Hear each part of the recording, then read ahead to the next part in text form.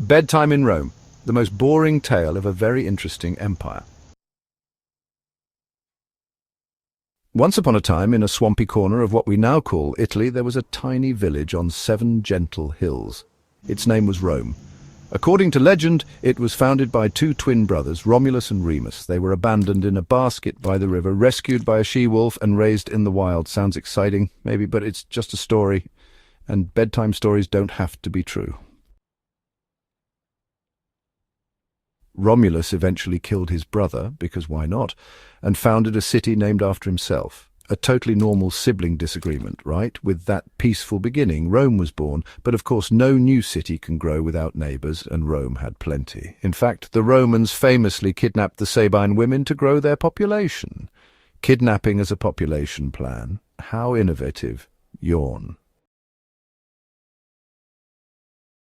Rome began as a monarchy. 7 kings ruled over the sleepy city. Each one added something: temples, walls, fancy sewer systems. The last one, Tarquinius Superbus, was so arrogant and cruel that the people had had enough. So they kicked him out in 509 BC and declared a republic. It sounds democratic, but let's be honest, only rich patricians had a say.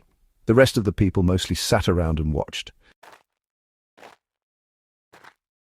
The republic grew slowly, like a snail climbing a column. Rome fought wars with neighbouring tribes, eventually expanding its territory inch by inch.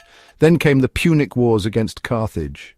Now this part could be thrilling. Hannibal crossed the Alps with elephants, but again, elephants on mountain.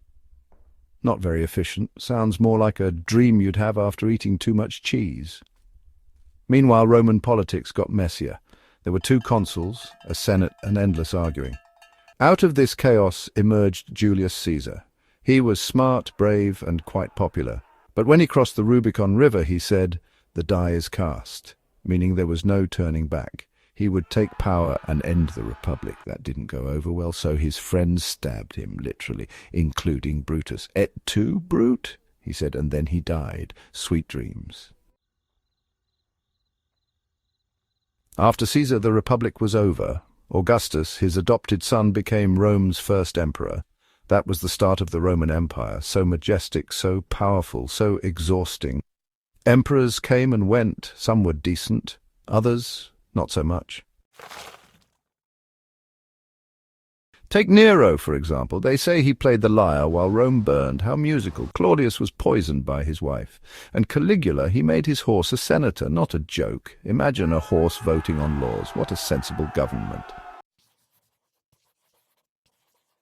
At its peak, the Roman Empire stretched from Britain to the Middle East. Roads, aqueducts, and baths were built. Gladiators fought. Emperors posed for statues. But holding such a big empire together was like trying to hug the wind. Borders were attacked. People complained. Taxes rose. Corruption spread. It was all just too much. Eventually, Rome was split into East and West. The Western Empire slowly crumbled, like an old cookie left in the rain. In 476 AD, it fell. The eastern part, Byzantium, carried on, but that's a tale for another night. So, in the end, Rome began with a wolf and ended with a whimper. It grew through wars, ruled through chaos, and left behind ruins and stories. Now rest your head.